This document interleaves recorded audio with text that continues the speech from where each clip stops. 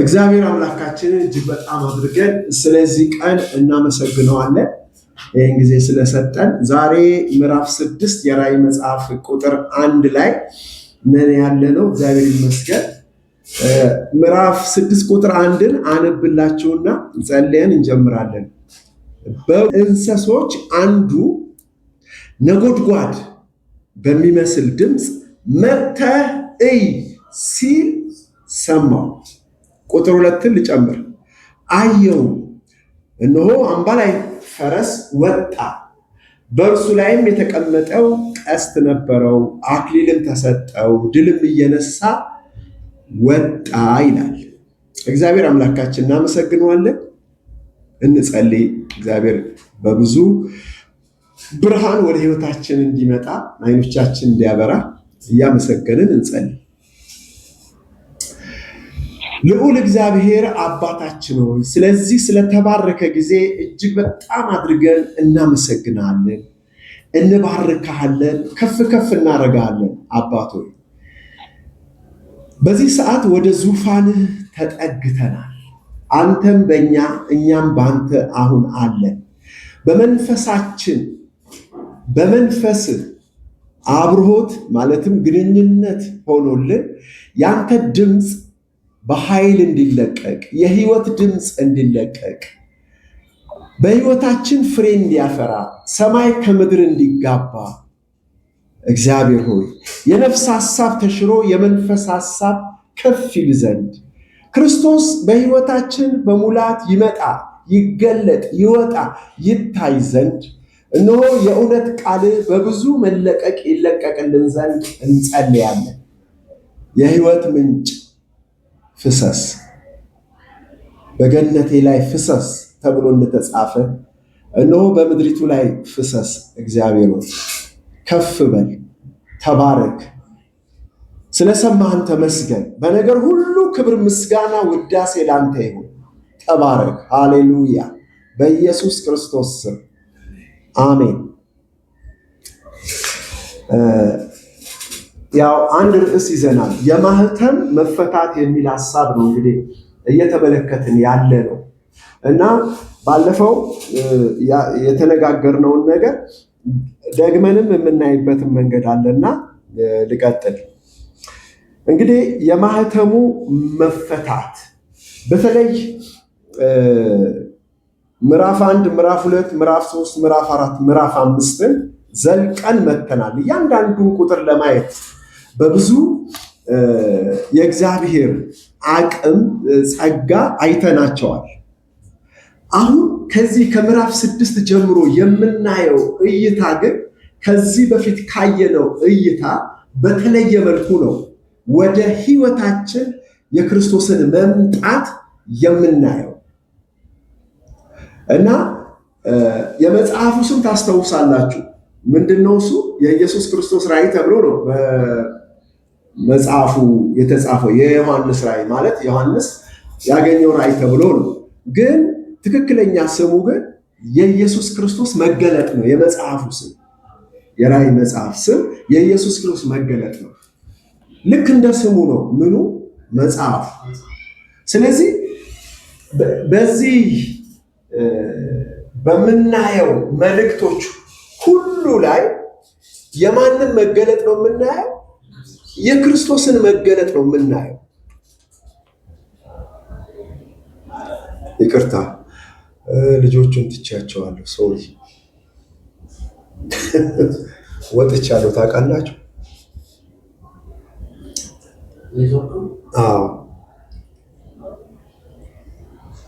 ሶሪ፣ ይቅርታ ትቻችሁ ሄድኩ አይደል? እቀጥላለሁ ማለት እንደገና ሐሳቤን እቀጥላለሁ። ይቅርታ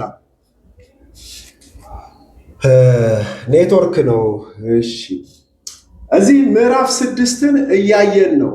በምዕራፍ 6 ላይ የምንመለከተው ነገር በነገራችሁ ላይ ከሌሎች ምዕራፎች የተለየ እይታ ውስጥ ነው የእግዚአብሔር መንፈስ ከዚህ በኋላ እየከተተን የሚሄደው።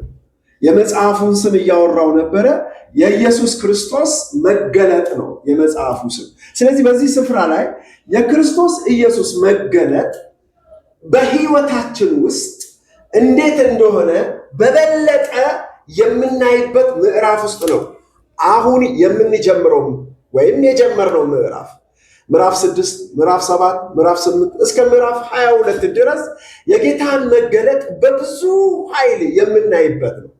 በእርግጥ በሊትራሊ በውጫዊ መልኩ መጽሐፉን ዝም ብለን በመደዴ ስናነበው በሰው አይምሮ ለመተርጎም ከሞከርን ግን ወደ ውጭ ነው የሚያወጣ። ልክ ሌሎቹ ሰዎች መጽሐፉን እንደሚተረጉሙት በአይምሯቸው በውጫዊ አስተሳሰባቸው እንደሚተረጉሙት ለምሳሌ እዚህ ጋር 4 ፈረሶች ወጡ ነው የሚለው። ስለ 4 ፈረስ መውጣት ነው የምናየው ዛሬ ማለት ከዛሬ ጀምሮ እና እያንዳንዱ ፈረስ መልክ አለው። ሐመር፣ ጥቁር ነው፣ ዳለቻ ምናምን እያለ ይናገራል። እና በእያንዳንዱ ላይ ደግሞ የተቀማጭ አለው፣ ሞት ምናምን እያለ ያወራል።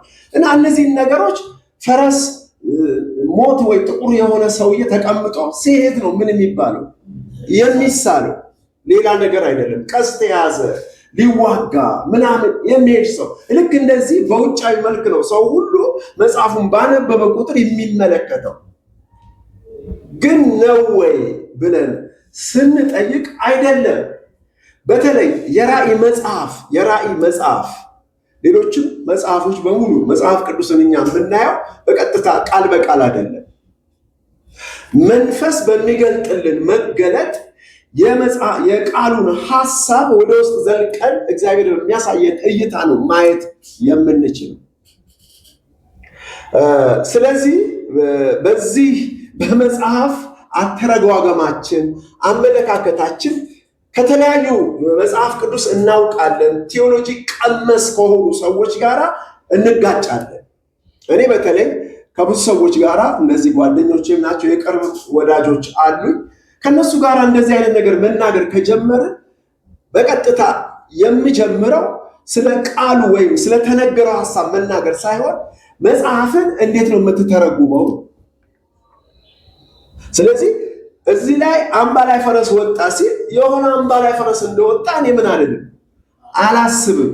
መጽሐፍ አምባላይ ፈረስ ማለቱ በመንፈስ ምን መሆን አለበት? መተረጎም አለበት። አላጎራይዝድ በሆነ መልኩ ልናየው ይገባል። ይሄን ያነሳሁትን ቃል አላጎራይዝድ የሚለው ቃል ለነሱ እንደ ጥላቻ ያለበትና በፍጹም የማይቀበሉት ነው። ምን ማለት ነው? ማመንፈስ ብለው ነው የሚያወሩት ሲያጥላሉት። ሁሉን ነገር ምን ማድረግ? መንፈሳዊ ማድረግ ደግሞ ልክ ነው። መጽሐፉ በምን ተጻፈ? በመንፈስ። በምን ይነበባል? በመንፈስ። በምን እንረዳዋለን? በመንፈስ። አለቀ። ስለዚህ ልክ ነው፣ እናነፍሰዋለን፣ እናመነፍሰዋለን። ማንም ሊቀበል ይችላል፣ ላይቀበል ይችላል። ይሄ የምርጫ ጉዳይ ነው፣ የጥሪ ጉዳይ ነው፣ የቅባት ጉዳይ ነው፣ የእግዚአብሔር አጠራር ጉዳይ ነው። ስለዚህ ይሄንን ነገር አንስቼ በስጋ ተርጉሞ ሲለኝ አልተረጉምም፣ አልንሻፈፍም። መንፈሳዊ መንሻፈፍ እውርነት ውስጥ ጠንጋራ እይታ ውስጥ አልገባም። እግዚአብሔር ዓይኔን ከከፈተ በመንፈስ ይህንን መጽሐፍ አይቼ እንድተረጉመው የእግዚአብሔር ጸጋና የሕይወት ኃይል ከበዛ እግዚአብሔር በሰጠን መንገድ ነው ምን የምንለው የምንነግደው። ስለዚህ ይህን የምልበት ምክንያት ምንድን ነው? መጽሐፉ በምሳሌያዊ በድራማ መልክ በትያትርም መልክ በሉት በምንድን ነው ስዕላዊ መልክ የተጻፈ መጽሐፍ ነው። በቀጥታ የተጻፈ መጽሐፍ አይደለም። እግዚአብሔር ለዮሐንስ መንፈሳዊውን ዓለም ጉዳይ ምን ሊያደርግለት ነው የወረደው? በምድራዊ ምን አለ? ፈረስ አለ፣ ዛፍ አለ፣ ወንዝ አለ፣ ተራራ አለ፣ ጨረቃ፣ ከዋክብት ምናምኖች አሉ። በእንደነዚህ አይነት መልክ ነው መንፈሳዊው ነገር እየተናገረው የነበረው። ስለዚህ እነዚህ ነገሮች እግዚአብሔር ሌላ ወዳለው ወደ ልቡ ሐሳብ ቀርበን ስናየው ትክክለኛውን ትርጉም ስናይ በቀጥታ ወደ ግላ ሕይወት ወደ እኛ ወደ ውስጣችን የሚገባ መልእክት ሆኖ እናገኘዋለን። ወደ ማንም አይጠቁመንም፣ ወደ ራሳችን ነው የሚጠቁመን። መጽሐፉን በብዙ ስንመለከተው እንረዳዋለን። ስለዚህ በዚህ አሁን ባነበብኩበት ስፍራ በጉ ከሰባቱ ማኅተም አንዱን ምን ባረገ ጊዜ በፈታ ጊዜ ይላል። እንግዲህ ይሄ አሁንም ስለ ማኅተም መፈታት ነው ዛሬ በብዙ ልመለከተው የምፈልገው። በእያንዳንዱ የእግዚአብሔር ልጆች ልብ ውስጥ ጥልቅ ጩኸት አለ። ጥልቅ ጩኸት አለ። ወደ እግዚአብሔር ልጅነት የተጠሩ የተሳቡ ወደ መንግስቱ ሐሳብ የመጡ ልጆች በውስጣቸው ያለ ምጥና ጩኸት እንዲህ ነው። ዓይኔን ክፈት፣ ራስህን ግለጥ። ክርስቶስ በሕይወቴ ምን ይበል? ይታይ፣ ይገለጥ። የተሸፈነብኝን የተከደነብኝን ይልቁን መጽሐፍ እንኳን ሳነብ በቃል በቃል ብቻ ሲሆንብኝ ይህ ቃል ምን ማለት ነው? እባክህን የከለለኝን ምን አድርግልኝ፣ አንሳልኝ የሚል ምጥ ጩኸት አለ በእግዚአብሔር ልጆች ሕይወት ውስጥ። ነገሮች ሁሉ በመንፈስ ምን መሆን መገለጥና መተርጎም ማየት እንዳለብን በተረዳን በእኛ በእግዚአብሔር ልጆች ሕይወት ውስጥ ሁሌም ያለው ምጥ ክርስቶስም በውበቱ በሕይወታችን ምን እንዲሆን ነው? እንዲታይ ብቻ። ስለዚህ ይህንን ዛሬ ስናገር ከዚህ በፊት ያላለ ሰው ካለ እንዲህ ብሎ መጸለይ አለበት። ለምን ቢባል አሁን ዘመኑ ኢየሱስ ክርስቶስ ለሰው በግሉ ምን የሚሆንበት ዘመን ነው? የሚገለጥበት እና የመጣበት ዘመን ነው። ክርስቶስ ለሰው የሚታይበት ዘመን ነው አሁን ያለንበት ዘመን። ምክንያቱም ይሄ ውጫዊ ከሆነው ከተአምራት ከድንቅ ከልሳን ምንድነው ልሳንን ከመተርጎም ሊሆን ይችላል፣ በልዩ ልሳን መናገር፣ መናፍስትን መለየት፣ አጋንንትን ማውጣት፣ የተለያየ ኮንፍራንስ ምናምን ምን ቸርች ምስረታ፣ የነፍሳት ማዳን ምናምን የሚባል ብዙ እንቅስቃሴ አለ። አሁን ከዛ እንቅስቃሴ እግዚአብሔር ምን አድርጎናል? መርጦ ጠርቶ አውጥቶናል። ወደ ክርስቶስ ብቻ ወደምናይበት ሰፈር ጠርቶናል። ያ አሁን የጠራኋቸው ነገሮች ሁሉ ዘመናቸው ምን ሆነ? አለቀ፣ አልቋል። አሁን እግዚአብሔር እዛ ሰፈር አይደለም። አለመኖሩን በምን አወቅ ካልከኝ፣ ሰፈሩ በጭቃ እየተለወሰ ነው፣ እየወደቀ ነው። ብዙ ግዱፍ እየታየበት ነው። ብዙ ስህተት እየታየበት ነው። ብዙ ውድቀት እየታየበት ነው። ብዙ ቆመው የማይሄዱ ብዙ ነገሮችን እያየን ነው ያለ ነው። ስለዚህ ምንድነው ይሄ? እግዚአብሔር ትቶታል። አቅም እያሳነሰው ነው። ወደ ሶስተኛው ሰፈር እግዚአብሔር ምን ብሏል? ኑ ውጡ እያለ ነው። ከዚህ የተነሳ ወደ ሶስተኛው ሰፈር ይልቁንም በዚህ በራእይ መጽሐፍ ውስጥ ምዕራፍ 18 ላይ አንድ ታላቅ መልአክ ከወረደ በኋላ ምድር በታላቅ ብርሃን ከበራች በኋላ ባቢሎን ወደቀች ካለ በኋላ አሁን የባቢሎን ፍርድ መጥቷልና ከባቢሎን ምን ይላል? ውጡ፣ መቅሰፍቷን እንዳትካፈሉ ብሎ የሚናገረው መልእክት አለ። ስለዚህ ያ የጠራው ሰፈር ባቢሎን መሆኗል። ምን ማለት ነው? ባቢሎን ድብልቅ፣ ግራ የተጋባ፣ ስለ እግዚአብሔር ፈቃድ ግራ የገባው፣ ስለ እግዚአብሔር እውቀት ግራ የገባው፣ ስለ መንግስተ ሰማያት ግራ የገባው፣ ስለ ጽድቅ ግራ የገባው፣ የክርስትና ሕይወት ስለመኖር ግራ የገባው፣ ስለ ክርስቶስ ማንነት እንኳን ግራ የገባው፣ በስላሴ ሶስት ነው አንድ ነው በሚል ግራ የገባው፣ ግራ የተጋባ ባቢሎናዊነት የበዛበትን ስፍራ ጥለው ውጣ የሚል ድምፅ ነው የምንሰማው።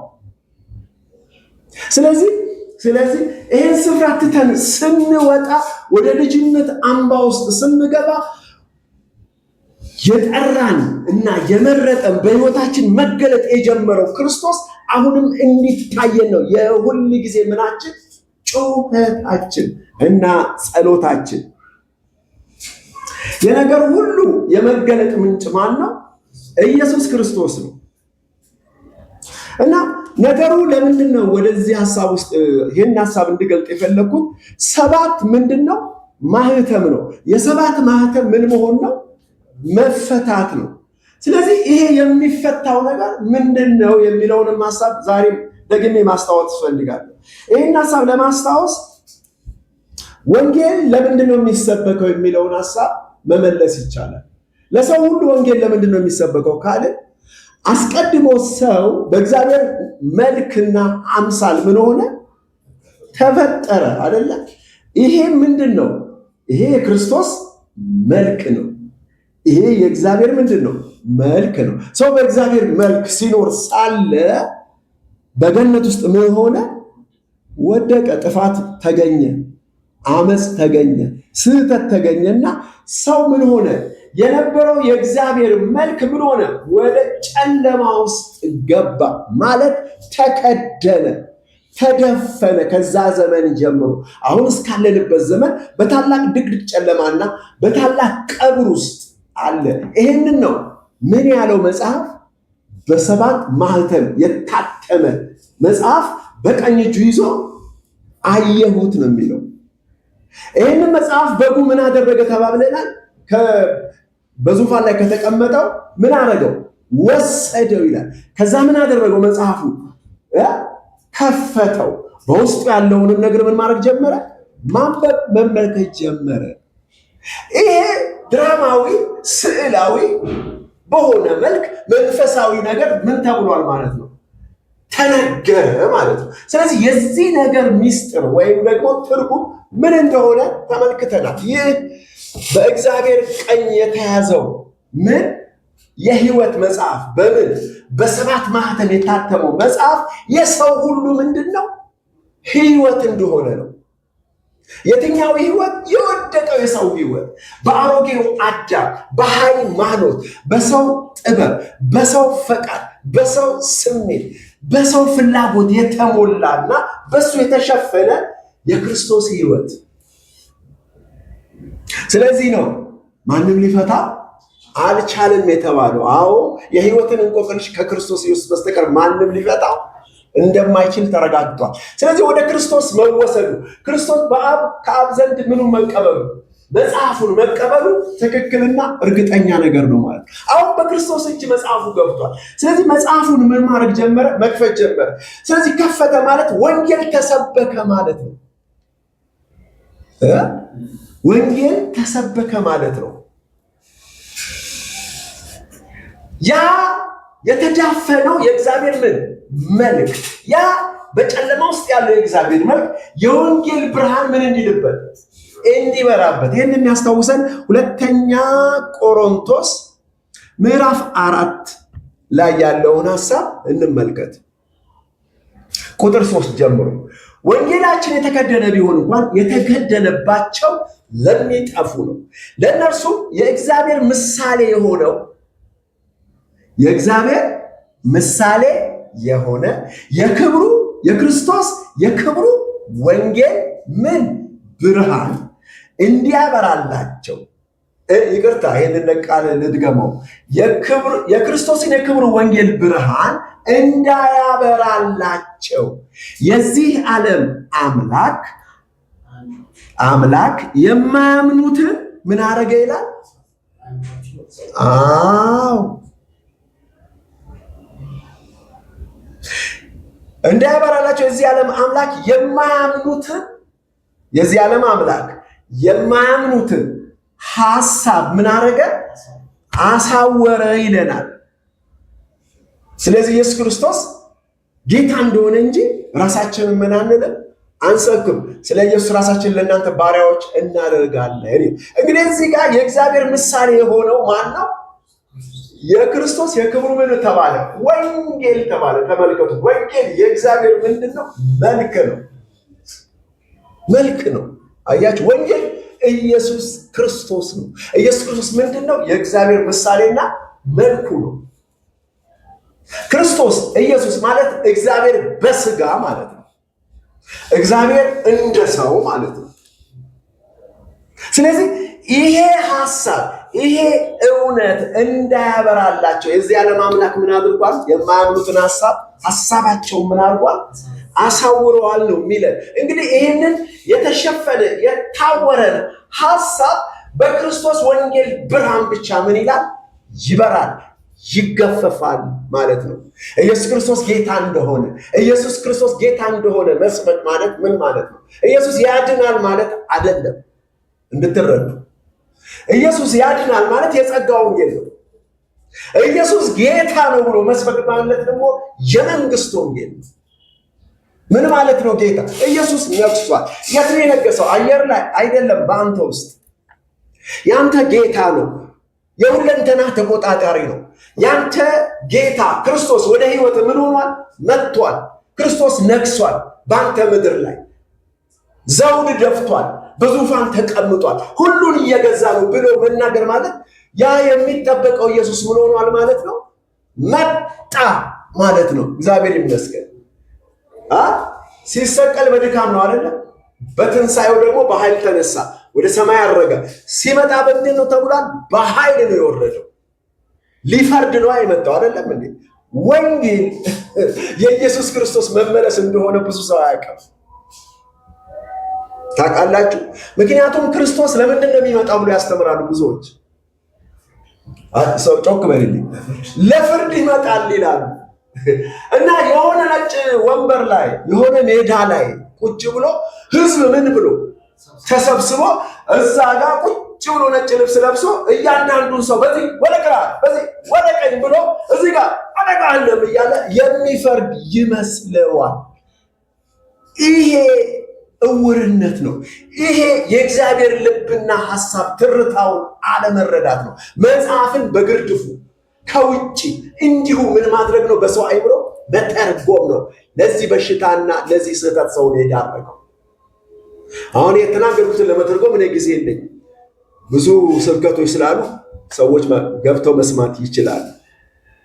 ስለዚህ ወደ ጴጥሮስ ሐሳብ ልምጣ። ይሄን ሐሳብ ስለነካሁት፣ ይሄ የወንጌል ሐሳብ ስለነካው ማለት ነው። በአንደኛ ጴጥሮስ ምዕራፍ 4 ቁጥር 6 ላይ ምን ብሎ ይናገራል መሰላችሁ? እንደ ሰዎች በስጋ እንዲፈረድባቸው አይደል የተፈለገው? ፍርድ የሚባለው ይሄ ነው አይደለ? በሰው ሁሉ ላይ ማይፈርዳል፣ ክርስቶስ ይፈርዳል። ፍርድን ሁሉ ለማን ሰጠው ይላል መጽሐፍ? ለወልድ ሰጥቶታል። ስለዚህ ወልድ በመጨረሻው በሰው ሁሉ ምን ይሆናል? ይፈርዳል ተብሏል አይደለ? መቼ ሲባል አሁን። ሰዎች ግን ወዴት ነው የሚወስዱት ፍርድ? እንደፊት ጊዜ እንዳልኩት ወደፊት የሆነ ቦታ ብለው አንጨቆሮር ይሰግዱታል። ኖ አይደለም። ይኸው ቃሉን ላንብብ ደግሜ።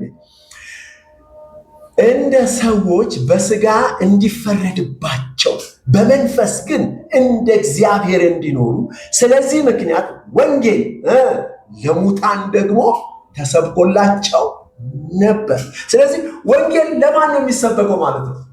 ለሙታን ነው። አስቡ ታዲያ ወንጌል ገዳይ ነው ወይስ አዳኝ?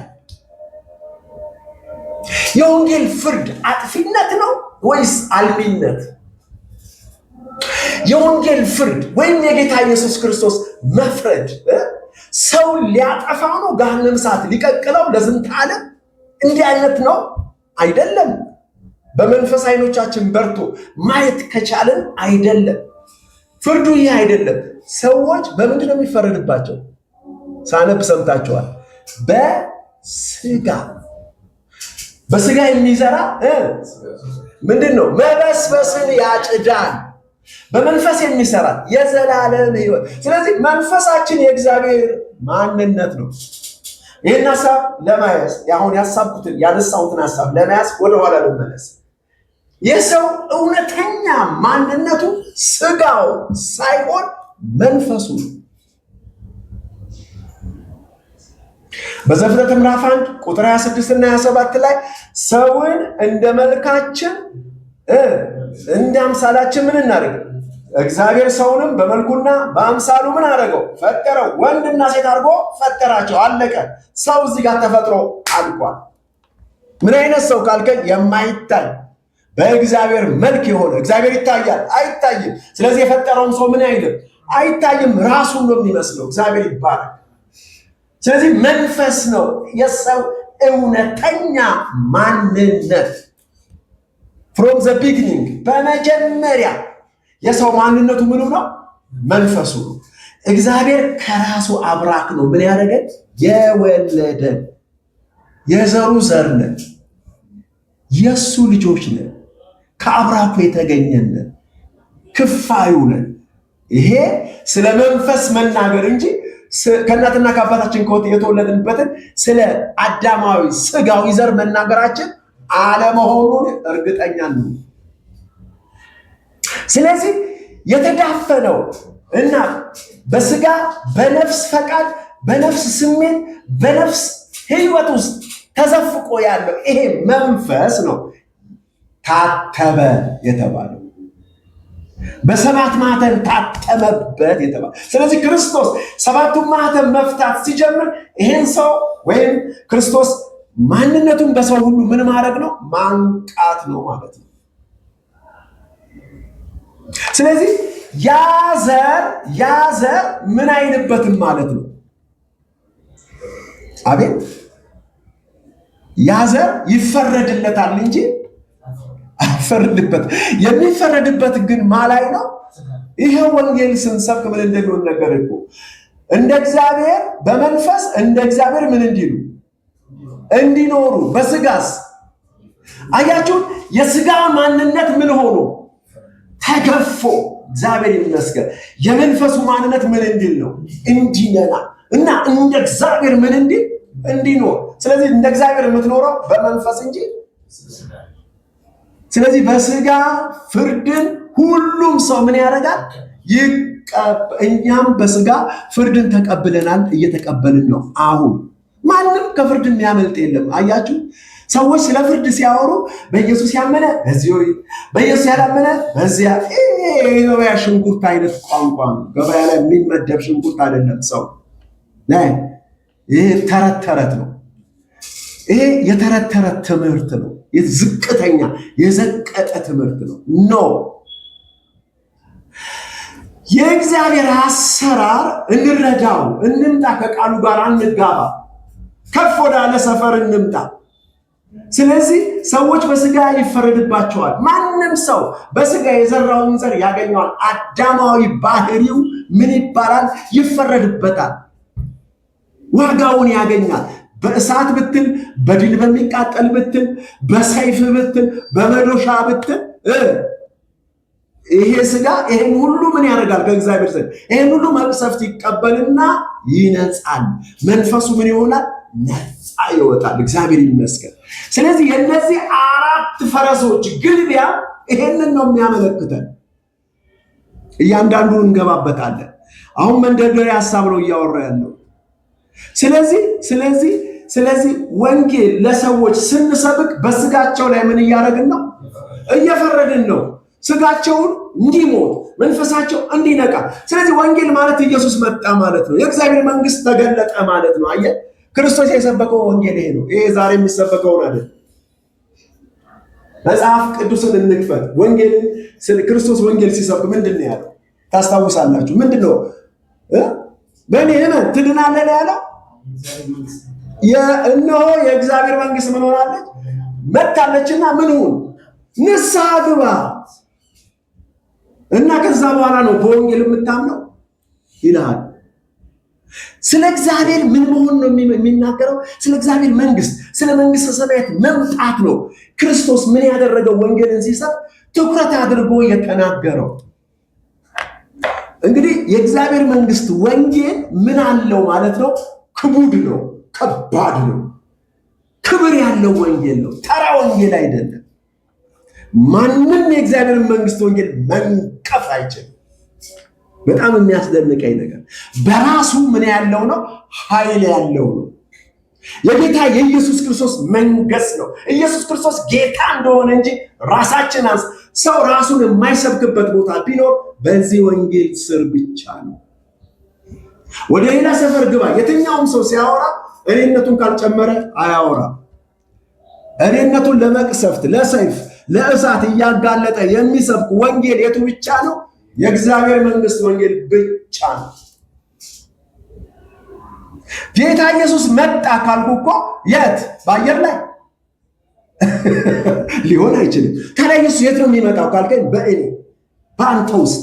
አንተ ውስጥ ኢየሱስ በኃይል ከወረደ አንተ በሕይወት ትቀራለህ? አትኖርም። ምን ማለት ነው ይሄ? የክርስቶስ ሐሳብ የእግዚአብሔር ፈቃድ ወደ አንተ በመጣ ጊዜ ያንተ ፈቃድ፣ ያንተ ስሜት፣ ያንተ ኃይል ይደመሰሳል። አንተ በኃይል ምንም እንዳታደርግ እግዚአብሔር ኃይለ ቢስ ያደርጋል። ምንድን ያለው ጌታ ኢየሱስ ክርስቶስ ለጴጥሮስ?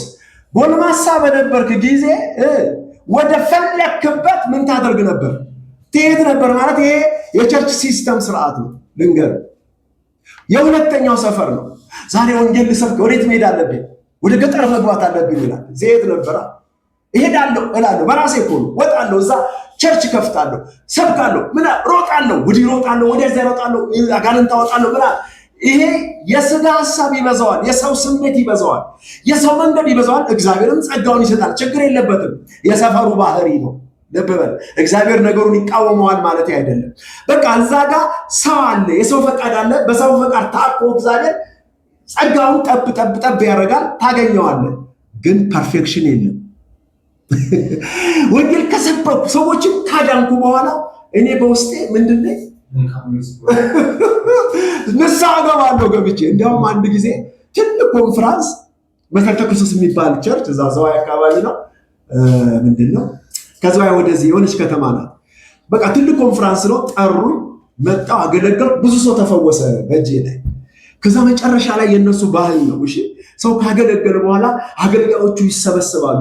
መጨረሻ ላይ ያገለገለ በሙሉ ይሰበሰብና በእግዚአብሔር ፊት ይህን ሁሉ ያደረግነው እኛ አይደለንም፣ ለማን እንስጥ እንትኑ ክብሩ ለጌታ እንስጥ ተብሎ ንስሐ ይገባል። እዛ ጋር አዎ ያን ሁሉ ክብር ያን ሁሉ ጸጋ ምን ከሎ በኋላ ሰው ካጨበጨበልኝ በኋላ ምን እገባለሁ? እዛ ገብቼ ሰፈሩ ነው። እሺ በቃ ቦታው ነው።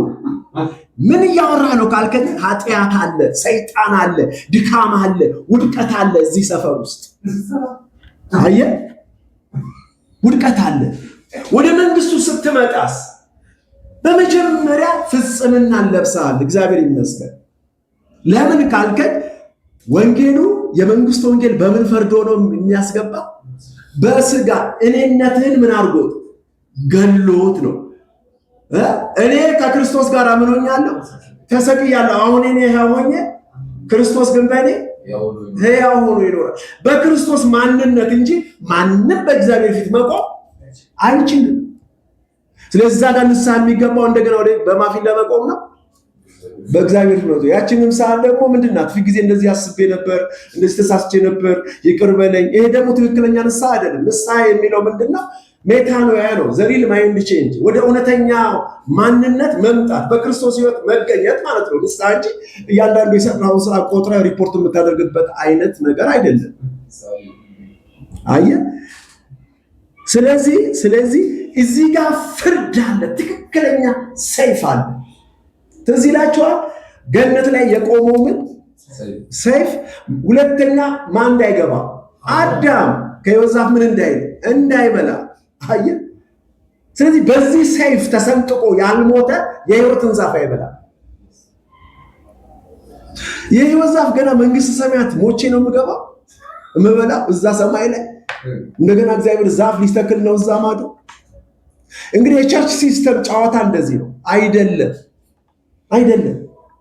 አይደለም። እነሆ የሕይወት ዛፍ የክርስቶስ እውነት የክርስቶስ ሕይወት ነው። ይህንን ሐሳብ ለመቀበል ይህንን ወንጌል ለመስማት ሰው መሰቀል መታረድ አለበት። ሰውነት መጥፋት አለበት። የነፍስ ፈቃድ፣ የነፍስ ስሜት፣ በነፍስ እውቀት ቲዮሎጂ አይነት እውቀት ይዘመተ መጽሐፍ እንደዚህ አይነት መበርበር መተርጎም አይነት ምን ማድረግ መግደል፣ መሻር፣ ነፍስን ማጥፋት ማለት ነው። ከዛ በኋላ ነው ምን የምሰማው? ከታረድክ በኋላ የሕይወትን ዛፍ ትበላለህ። እውነተኛው የክርስቶስን የሕይወት ቃል ማግኘት ትችላለህ ማለት ነው። የእግዚአብሔር ስም ብሩክ ይሁን። ስለዚህ የአሮጌው ሰው አስተሳሰብ፣ ተፈጥሮ፣ እውቀት፣ ስርዓት፣ ምኞት፣ ፍላጎት ይሄ የማህተሙ ምን ማድረግ መፈታት ምን የሚያደርግ ነው? የሚገፍ ነው። ማህተም ምን ሆነ? ተፈታ ይላል። መፍታት ማለት ምን ማድረግ ነው? መልቀቅ አይደለ? ያ መንፈስ የሆነው ሰው ምን ተብሎ ነበር? ታስሮ ነበር አይደለ? ሲፈታስ መንፈሱ ምን ሊሆን ነው? ሲለቀቅ ስጋው ምን ሊሆን ነው? ይወድቃል፣ ይፈረድበታል፣ ይገፈፋል ማለት ነው። ስለዚህ ወንጌል የጳውሎስ አንድ ወንጌል ላወራችሁ ምን እንደሚል ምዕራፍ 5 አይደለም ኤፌሶን ላይ ነው። ምዕራፍ 5:14 ላይ ምን ይላል መሰላችሁ? ሁሉ ግን በብርሃን ሲገለጥ 13 ሁሉ ግን በብርሃን ሲገለጥ ይታያል፣ የሚታየው ሁሉ ምንድነውና ብርሃን ነውና ይላል፣ ጨለማ የሌለበት። ስለዚህ ይህንን ለማየት ይላል ቁጥር 14 ላይ አንተ የምተኛ ንቃ፣ ከሙታን ተነሳ፣ ክርስቶስ ያበራልሃል ነው። ይሄ ነው ወንጌል። ወንጌል ሙታንን ምን ያደርጋል? ይቀሰቅሳል፣ ያስነሳል። አይደል እንዴ? የእግዚአብሔር ልጅ ነው ይመጣል። ዛኔ ምን ይሆናል? ሙታን ምንድነው? ከመቃብር ምን ይሆናሉ? ይነሳሉ ይላል። አንዱ ወደ ፍርድ ይሄዳል አይደል? አንዱ ለፍርድ፣ አንዱ ደግሞ ምንድነው? ለማዳን ይሆናል ይላል። ይሄንንም ሰዎች ወደዛ ማዶ ይወስዱታል። አይደለም። ልክ የእግዚአብሔር ልጅ ድምፅ ወደ ህይወት ሲመጣ ምን ይሆናል? ስጋ ለፍርድ ይነሳል፣ መንፈስ ደግሞ ለትንሣኤ። እግዚአብሔር ይመስገን። ይሄ ነው አሁን እየሆነ ያለው። ወንጌል አሁን ነው። መዳን አሁን ነው። መንግስተ ሰማያት አሁን ነው። የማህተም መፈታት አሁን ነው እንላለን።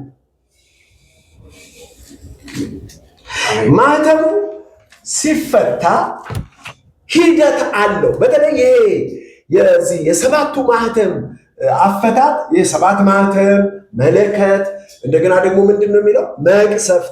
እነዚህ ሰባት የተባሉት ነገሮች በነገራቸው ላይ ሂደት የሚባለው ነገር ላይ ትኩረት ሰጥተው ወይም ደግሞ ትኩረት እንድንሰጥ የሚያደርጉ ነገሮች ናቸው።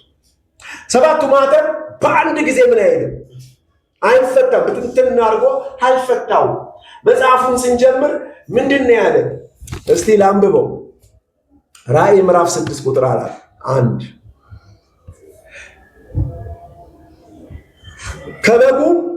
በጉ ከሰባቱ ማህተም አንዱን ምን ባረገ ጊዜ በፈታ ጊዜ እኔ ደግሞ ምን አረኩ? አየው። ማየት የጀመረው ምን ሲፈታለት ነው? ስለዚህ በህይወት ውስጥ አዳማዊ እይታ፣ የነፍስ ዕውቀት፣ የነፍስ ሃይማኖታዊ እይታ ምን ሲሆን እግዚአብሔር በክርስቶስ ምን ሲያደርግልህ መገለጥ ሲሸርልህ የመንግስቱን ሐሳብ ምን ማድረግ ትችላለህ? ማየት ትጀምራለህ። በፍርድ ነው የምታየው። እግዚአብሔር ሲፈርድልህ ነው የምታየው። ስለዚህ ፍርዱ ምን ይበል? ይምጣ እንላለን። አያችሁ፣ መንግስት ትምጣ ማለት መንግስት ትምጣ ብላችሁ ምን አርጓል ኢየሱስ? አያችሁ፣ መንግስቱ ቶሎ ነው የምትመጣው። ለፍርድ እኮ መንግስት ከመጣ የት ይለቃል? ሊበረብር ነው የመጣው። ስህተት ካለብህ ዋጋ ሊሰጥህ ነው። መች ይለቃል? መንግስቱን ይጠብቃል። ገባ? አገዛዙን ይጠብቃል። ማንኛውም ሰው በህጉ ባወጣው ህግና ስርዓት ዲሲፕሊን ሆኖ እንዲራመድ ይፈልጋል። ስለዚህ ሰይፍ አለው መንግስት። አየህ፣ ስለዚህ ምን አለው መንግስት? መቀጫ አለው፣ ህግ አለው፣ ስርዓት አለው። ስለዚህ ወደ እግዚአብሔር መንግስት ስንገባ ሁሉ ነገር ምን አድርጓል? ባንዴ አለቀ፣ ደቀቀ፣ ተፈጸሚያለሁ፣ ጨርሻለሁ የምትልበት ቦታ ሳይሆን ኡፍ ካልክ በኋላ በምድር ያሉትን ብልቶችን ምን ማድረግ ነው? መግደል ነው። መጽሐፍ ስለዚህ ነገር አበክሮ ያወራል። ስለ ዳንክ ነው ብልቶች እያንዳንዳቸው እየተመነጠሩ የሚመቱት። ስለ ዳንክ ነው። ክርስቶስ ስለመጣልህ ነው። ወደ መንግስቱ ስትገባ ነው የስጋ ብልቶች ምን መሆን የሚጀምሩት? መገደል፣ መቀጣት የሚጀምሩት፣ መሻር የሚጀምሩት የዛ እንጂ ቸርች ሲስተም ላይ ማን ይነካል? ድኛለሁ እያልክ እየፈነጠስክ ነው። በጸጋው ድኛለሁ፣ በቃ ማንም አይነካም። እዛ ጋር ብልቶች እንዳሉ ናቸው። አመጾች እንዳሉ ሆኖ ምኖኛለሁ፣ ድኛለሁ ትላለህ። ስለ ፍጽምና ስጠይቅ አይ ጌታ ሲመጣ ነው ፍጹም መሆኑ። መቼ? አንድ ቀን ከሰማይ ተወርውሮ ይመጣል ነጭ ልብስ ለብሶ ወይ በአምባ ላይ ፈረስ ላይ ሆኖ የዛኔ ጌታ ኢየሱስ ምን ያደርገኛል? ፍጹም ያደርገኛል። ክርስቶስ መጥቷል፣ በኃይል መጥቷል። አየህ፣ ከጸጋ ወንጌል ልምምድ በኋላ የመንግስቱ ብርሃን ወደ ህይወት ከመጣ እግዚአብሔር ይህንን መንግስት ቃል እንድትሰማ አሁን ከፈቀደልህ የእግዚአብሔር መንግስት ምን ሆናለች ማለት ነው? ማንተ መጣች። ስለዚህ ብልቶችን መግደል ይጀምራል። እና ይህ ብልት ማለት በጣም አደገኛ ነገር ነው። እስቲ አንድ ነገር ላውራችሁ ከራሴ ህይወት። ወደ መንግስቱ አልመጣሁም፣ በእርግጥ ግን እዛ ሰፈር ሆኜ እግዚአብሔር ያሳየኝ ተአምር ነው የምነግራችሁ። ተአምር ልበለው። እኔ በ67 ማለት ነው 77 ወይ 78 የደርግ ጊዜ ማጅራቴን ይዘውኝ የደርግ መንግስት ለሊት 8 ሰዓት ላይ አንቀው ወስደው ዛሬ ይታፈሳል እንደሚባለው ወደ ውትድርና ተወስጄ ነበር። ከቸርች እኮ ነው በሰላም ከማመልክበት በቃ ጽድቅ ቅድስና ብዬ ከምኖርበት ዓለም መጣና ይዞኝ ሄደ። እዛ 6 ወር ትሬኒንግ ውስጥ ገባል። የውትድርና ግራ ቀኝ በል ዞር ካልክ ያስገባል። አደናርጎ ቀጥለጥ ብለህ ሽር ነው የምትለው። ታውቃላችሁ፣ ከዛ እዛ ስገባ 12ኛ ክፍል ስለነበርኩ በዛን ሰዓት የተሻለ እውቀት ያለውን ማዕረግ ይሰጡታል እና አንድ 50 ለሚሆን ወታደር መጋቢ ትሆናለህ ተብዬ መጋቢ አድርጎኛል። ሚንስ አስመጋቢ ማለት ነው። እና ልቅና አለኝ። እሺ 50 አለቃ ብሎ ተወው የፈለገው። ከዛ አንድ ምልምል እዛ ጋር ችግር ከፈጠረ ዋጋውን ነው የምሰጠው። ፖሊስ ጠርቼ በቃ ሂድ ቅጣው ምናምን እላለሁ። በዚህ ሂደት ውስጥ ግጭት ተፈጠረ ከልጆች ጋር እና አንዳንድ የከተማ የጠገቡ ልጆች አሉ እዛ ውስጥ እና ከአንዱ ልጅ ጋር ምን ሆነ መሰላችሁ? ድንገት ግጭት ውስጥ ገባ እና እኔ ዶርም አለ እና እዛ በተኛውበት እንግዲህ ደህና ጴንጤ ነኝ። እዛም ደግሞ ከኔ በላይ የነበረ አንድ ወታደር የሆነ ጴንጤም አግኝቼ እዛ አውርተናል። የሰፈር ልጅ ነው ምናምን በደንብ በቃ ጴንጤነት ምን እየሆነ ነው እየታወቀ ነው። እና ጴንጤ ምንም አይማታ ማለት አሁን ያ ልጅ መጣ። እሺ በእውነት እኔ በጣም የሚገርመኝ ስለሚገርመኝ ነው የምነግራችሁ። በባህሪ ከሰው ጋር ተጣልቼ እንደዚህ ቦክስ ሰንዝሬ አላውቅም። በጣም የሚገርመኝ ከህፃነት ጀምሮ እንደዚህ አይነት ጠብ እኔ አላውቅም። ታውቃላችሁ። በኋላ ልክ መጣና ልጁ ምን አለኝ? ችግር ፈጠረ በህይወቴ። አንተ አታርፍም ምናምን አላርፍ ምናምን አለና ለማታ ተናድጄ ባረኩት፣ ሳትኩት። እንደዚህም ሌላ ቀን ደግሞ እንዲሁ መንገድ ላይ ተገናኘን። ተፈጠረ ችግር። አንገቱና ይሄ የለም ታች ቀበቶ ጋር እንደዚህ ያነሳሁትና ላይ ከተከትኩት እና ልጆች መጥተው ተገላገሉ። ከዛ ደነገጥኩኝ። ምን ይሆንኩ ነው አልኩ። ይሄ ሁሉ ነገር ከየት መጣ? ዝንተ ዓለም በህይወቴ የሌለ ነገር ምንድን ነው እሱ አልኩ። ደነገጥኩ። ይሄ ሚስጥር የተፈታልኝ አሁን ነው። ለካ ህጉ ምን አድርጎታል? አመፅን በግድ አስሮታል። እንዳትሰርቅ፣ እንዳታመነዝር፣ እንዳትደባደብ የሚለው የቤተ ክርስቲያን ህግ አስሮኛል። አየህ፣ ልክ ወደዚህ ወደ አሁን ያ የቤተ ክርስቲያን ህግ ምን ሆነ? ጠፋ እኮ በቃ እዛ ውስጥ ገባ ረሳሁት አይደል? ቸርች መሄድ ምን ሆነ? ይረሳል፣ ይጠፋ አይደለ? ከዛ ተለቀቅኩ ማለት ነው። አየህ፣ ከእስር ቤት የወጣ ሌባ፣ ከእስር ቤት የወጣ ወንበዴ የሰራውን ተመልከት። አያችሁት? አሁንም ወደዚህ ብዙ ሰዎች ይመጣሉ ወደ እግዚአብሔር መንግስት። ከቤተ ክርስቲያን ህግና ስርዓት ምን ይሆናሉ? ሲፈቱ የስጋ ሐሳባቸው ምን ይሆናል? ነፃ ሲወጣ የፈለጉትን ሲነካኩ አግኝተናቸዋል። ቢሆንም እግዚአብሔር ይመስገን እኛ አሁን በእነሱ ላይ ለመፍረድ አይደለም፣ ነፃ ሊወጡ ነው። አሁን እዛ ውስጥ ገብቼ ማውራት አልፈልግም። ግን በቅጡ ወደምንመላለሰው ወደኛ ህይወት ነው የምንመጣው። አሁን ክርስቶስ ወደ ህይወታችንን ከመጣ ግን ጠላትን ከፊት አውጥቶ ምን አድርጎ ይላል? አጥፋው ነው የሚል።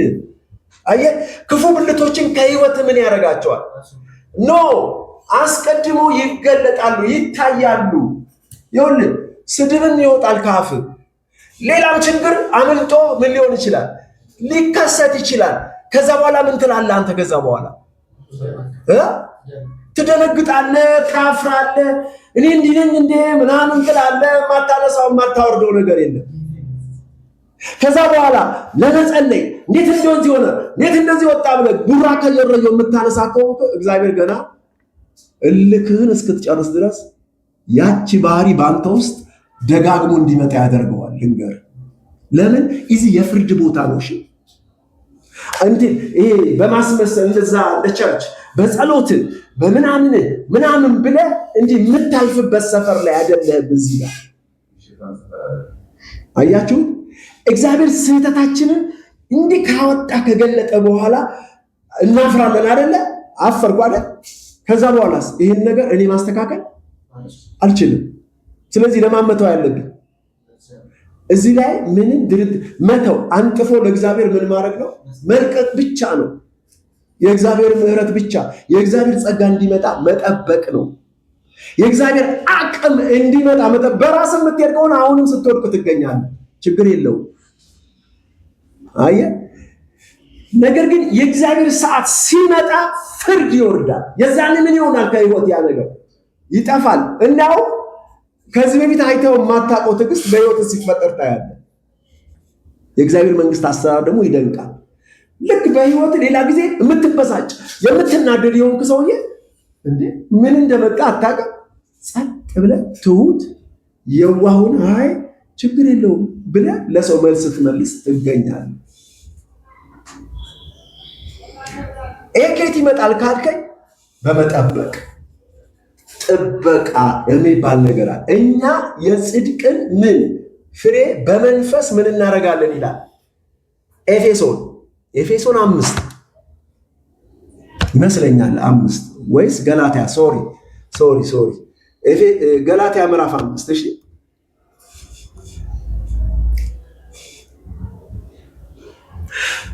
ምን ይላል? እኛ በመንፈስ ከእምነት ልብ በሉ፣ በመንፈስ እንደገናስ ከእምነት የጽድቅን ተስፋ እንጠባበቃለንና ይላል። ቀጥሎ ምንድን ነው የሚለው? በክርስቶስ ኢየሱስ ሆኖ በፍቅር የሚሰራ እምነት እንጂ መገረዝ ቢሆን ያለመገረዝ አይጠቅም። ይሄ ምንድነው? መገረዝ አለመገረዝ ህግን መፈጸም አለመፈጸም ነው። በአንተ ትጋት በአንተ ምናምን የሚፈጸም ነገር አይደለም። መቼ ነው ታዲያ ጌታ የሚመጣ ካል ጠብቅ ነው የተባለው። እንግዲህ እኔ ሰዓቱን አላውቀውም። አይዶንት ኖ በእያንዳንዳችን ህይወት ውስጥ የአንድ ክፋት መወገድ እኔ እጠብቃለሁ። በነገራችሁ ላይ እጠብቃለሁ። እኔ አሁን ህይወቴን ነው የምመሰክርላችሁ። አስቸጋሪ ባህሪያቶች በህይወቴ ሲመጡ እጠብቃለሁ። ለማ ለእግዚአብሔር ሰጥቼ እኔማ ምን አቅም አለኝ? እኔ ከተነሳው ነገሩ ሲበዛ ሲገነፍል እንጂ ሲወገድ አላይም። ስለዚህ የእግዚአብሔር ሰይፍ፣ የእግዚአብሔር ቅጣት፣ የእግዚአብሔር መንግስት ብርታት፣ የመንግስቱ መምጣትን ምን አደርጋለሁ? እጠብቃለሁ። እግዚአብሔር ይመስገን። በእንደነዚህ አይነት የህይወት ልምምድ የእግዚአብሔር የቅድስና ህይወት በህይወታችን ሲፈልቅ ታዩታላችሁ። እግዚአብሔር ይመስገን። ስለዚህ ለምሳሌ ዮሐንስ ወንጌል ላይ ላውራ። ጌታ ኢየሱስ ያለውን ደግሞ ምን እያወራው መሰላችሁ? የብልቶች ምን መሆን? መገደል። ይሄ የማህተም ምን መሆን ነው? መፈታት። እግዚአብሔር ይመስገን። ምዕራፍ 15 ዮሐንስ ወንጌል ቁጥር 1 እና 2 እውነተኛ የወይን ግንድ እኔ ነኝ፣ ገበሬው አባቴ ነው። ፍሬ የማያፈራውን በእኔ ያለውን ቅርንጫፍ ሁሉ ምን ያደርገዋል? ያስወግደዋል። ፍሬ የሚያፈራውን ሁሉ አብዝቶ እንዲያፈራ ያጠራዋል። ማ ንገሬ፣ አንተ ነህ? እውነተኛ የወይን ግንድ እኔ ነኝ አለ። በአንተ ውስጥ ኢየሱስ አለ። የዚህ ሁሉ ባለቤት ማን ነው? ገበሬው አባቴ ነው።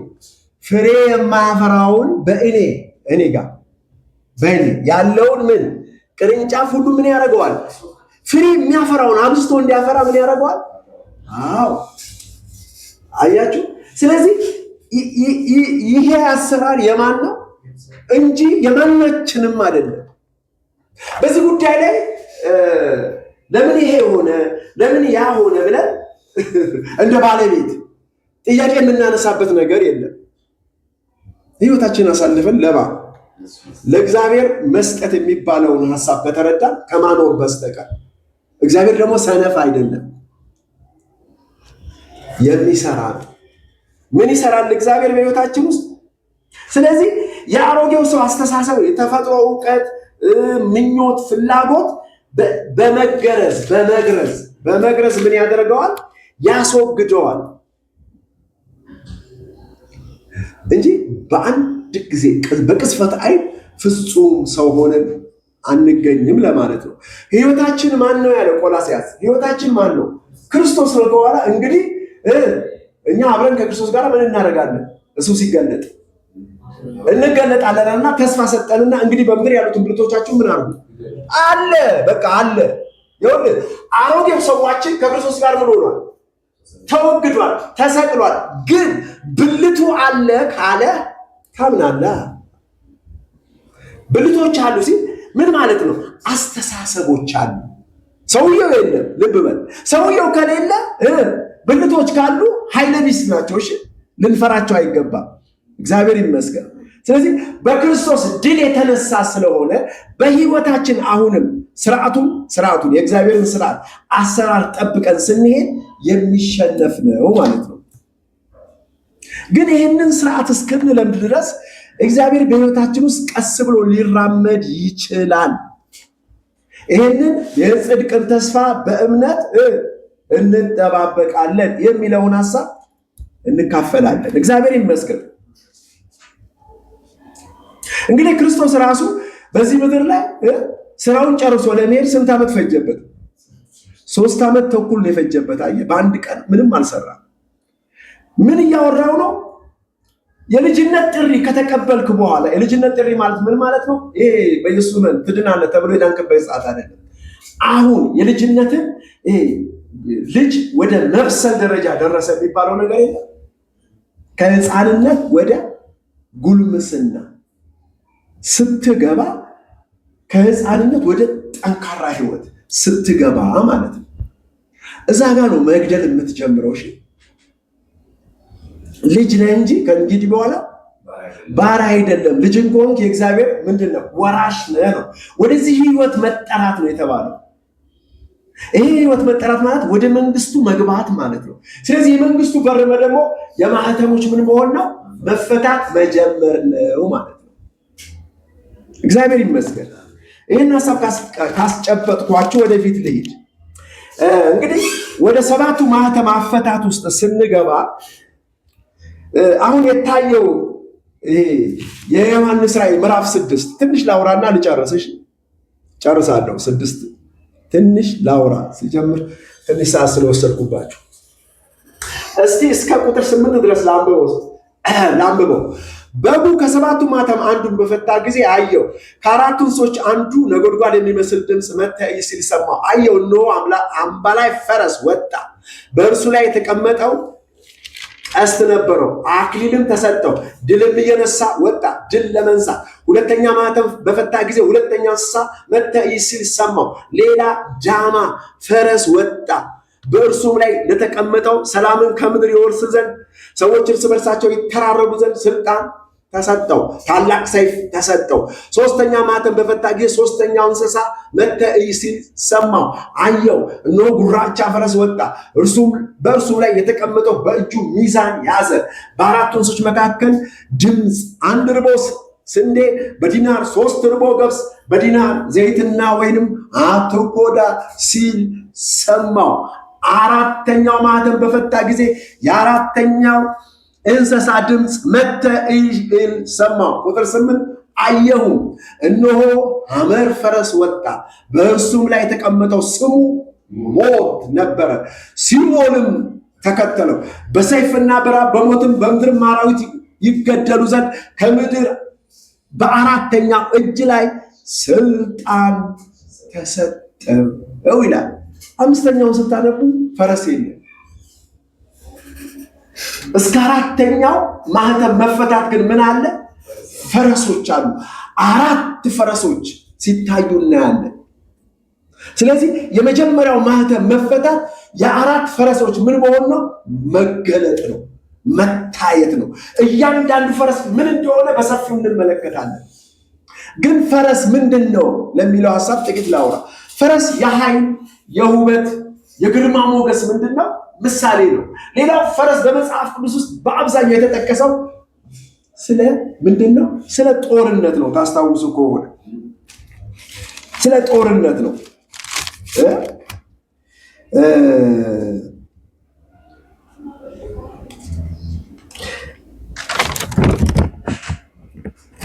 ኢዩኤል ምዕራፍ 2 ቁጥር 4 ላይ እንዲህ ከእግዚአብሔር ቃል ጋር ለማገናኘት ፈልጌ ነው። እሺ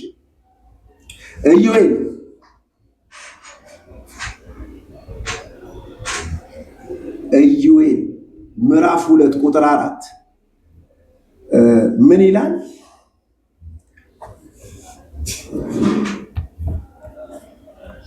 መልካቸው እንደ ፈረስ መልክ ነው፣ እንደ ፈረሶችም ይሮጣሉ ይላል። ቁጥር 3 ምንድን ነው የሚለው?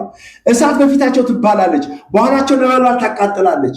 ምድሪቱ በፊታቸው እንደ ኤደን ገነት፣ በኋላቸው እንደ ምድረ በዳ በረሃ ናት። ከእነርሱ የሚያመልጥ የለም። መልካቸው እንደ ፈረስ መልክ ነው፣ እንደ ፈረሶቹ ምን ይላሉ? ይሮጣሉ። በተራራ ላይ እንዳሉ ሰረገሎች ድምፅ፣ ገለባውን እንደሚበላ እሳት ነበልባል ድምፅ፣ ለሰልፍም እንደተዘጋጁ እንደ ብርቱ ሕዝብ ያኮበኩባሉ ይላል። ስለዚህ እዚህ ጋር ፈረስ እና ምን ሰራዊት ምን ተብሎ ሲጠራ ታያላችሁ። ስለዚህ ፈረስን ሁልጊዜ መጽሐፍ ከምን ጋር ያገናኘዋል? ከጦርነት ጋር። ምሳሌ ላይ ደግሞ ያለውን አንድ ነገር ላንብብና ልሻገር። ምሳሌ 21 ቁጥር 31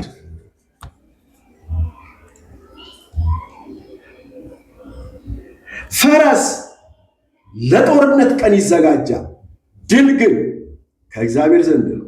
ስለዚህ ጥንት አባቶቻችን በምን ነበር የተዋጉት? በአድዋ በፈረስ ነበር። አያችሁ፣ ይሄ መጽሐፍ የተጻፈበት ጊዜ መኪና የለም፣ ሮኬት የለም፣ እሺ ፈንጂ የለም፣ ምንም እንደዚህ አይነት ነገሮች የለም። ጦርና ጋሻ ነው። እሱም በምን ላይ ተቀምጠው ሰይፍ የያዙ በፈረስ ነው። እና በዛ ዘመን ያለ የጦርነት መዋጊያው አንድ ትልቁ መሳሪያ ምንድን ነው? ፈረስ ነው። ስለዚህ ይሄ ፈረስ 4 ፈረስ መውጣቱ በሰው ምድር ላይ በነፍስ ምድር ላይ ጦርነት መጀመሩ የሚያመለክት ታላቅ እይታ ነው። ማን ያየው? ዮሐንስ ያየው። የመጀመሪያው ምን ማህተም ምን በሆነ ጊዜ? በተፈታ ጊዜ ከ4ቱ እንስሶች መካከል ምን አለ? አንዱ በጉም ከ7ቱ ማህተም አንዱን በፈታ ጊዜ ከ4ቱ እንስሶች አንዱ፣ እነዚህ 4 እንስሶች አይተናቸዋል አይደለ? አንዱ እንስሳ ምን አለ? በነጎድጓድ ድምፅ በሚመስል ድምፅ ምን አለ? መተህ እይ አለ። መተህ እይ ሲል ሰማው እና ምን አረኩኝ አለ? አየው። እይ ስትባል ታያለ። እግዚአብሔር ይመስገን። አይን ሲከፈት አይን ከፋቹ ሲመጣ ማየት ትጀምራል። አየው። ምን አየ? እነሆ አምባ ላይ ፈረስ ወጣ፣ በእርሱም ላይ የተቀመጠው ምን ነበረው? ቀስት ነበረው። አክሊልም ድል ማለት ነው ተሰጠው።